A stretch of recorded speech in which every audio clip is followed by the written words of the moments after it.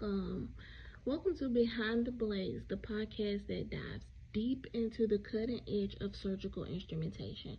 I'm your host, Sakori, and today we're exploring one of the most expensive challenges in the modern operating room, robotic instruments repair.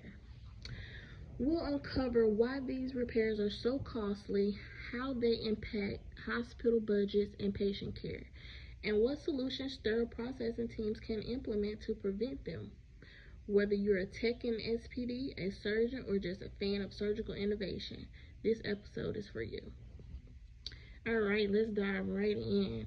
Robotic assisted surgery has changed the game. With systems like the Da Vinci robot, surgeons can perform procedures with millimeter level precision, less invasiveness, and quicker recovery times for patients. But with great technology comes great responsibility and cost. These robotic tools aren't like your average laparoscopic gasper. They're high-tech device with wrist joints, electronics, fiber optics, and software tracking systems. Each robotic instrument has a limited number of uses, typically 10 to 18 per tool. After that, it's automatically disabled by the system, regardless of condition. Let's talk numbers.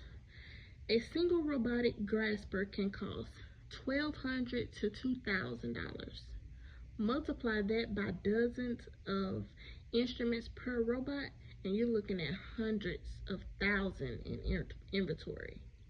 Now imagine one gets damaged after just 3 uses. That's $1,000 loss. It's not just about replacement. A failed instrument can delay surgeries, increase patient risk, and even expose hospitals to liability. According to Healthcare Purchasing News, robotic repairs and replacements are one of the top 3 costs for OR supplies and facility used robotic systems. So what's damaging these instruments? Often it's preventable, like improper handling in SPD, especially when staff haven't received formal training on robotic tools. Or what about forced assembly, over rotating joints, or snapping delicate parts into place? Improper cleaning, water intrusion in non-submersible parts, or missing delicate areas due to incorrect brushes. Storage and transport. Robotic instruments should never shift during sterilization or bounce around in trays. One hospital reported that over 40% of their robotic tools failures were due to mishandling, not surgical wear. That's crazy. So, vendor neutral repair companies, third-party repair companies are rising in popularity. They can restore robotic instruments at 30 to 40% less cost than OMEs, but they must be FDA compliant and meet quality standards. The debate. Some argue that only original manufacturers should do repairs. Others say third-party services are essential for reducing waste and costs. Proper training is the front line of defense. Organizations like the AAMI and HSPA offer robotic handling courses. Some hospitals assist a robotic champion technician, someone who specializes in maintaining and inspecting robotic instruments. RFID chip and software are now allow facilities to track the number of uses, flag instruments nearing their use limit, automatically pull worn tools before they fail. Trays with modern compartments or foam inserts protect each tool. Some facilities use sterilization pouches specifically designed for robotics. Alright, so let's say the Da Vinci bipolar grasper is reprocessed without tagging the number of uses. It's on its 11th use, but no one knows. It fails mid-surgery, causing bleeding, Now the case runs longer.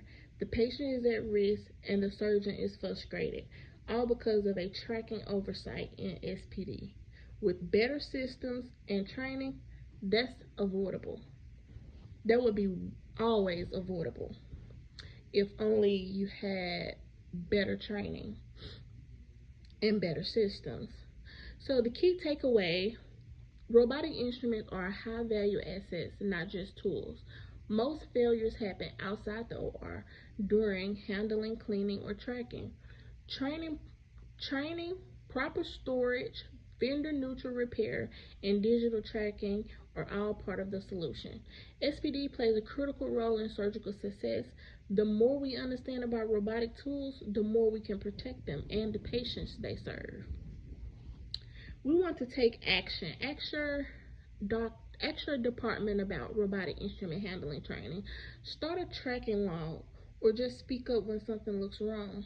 Every step you take prevents damage, save money, and protect lives. So make sure you speak up, because like I said, every step you take prevents damage, save lives, and protect lives. So I want to thank you for listening to Behind the Blades. I'm Sakura. Stay sharp, and we'll see you next time.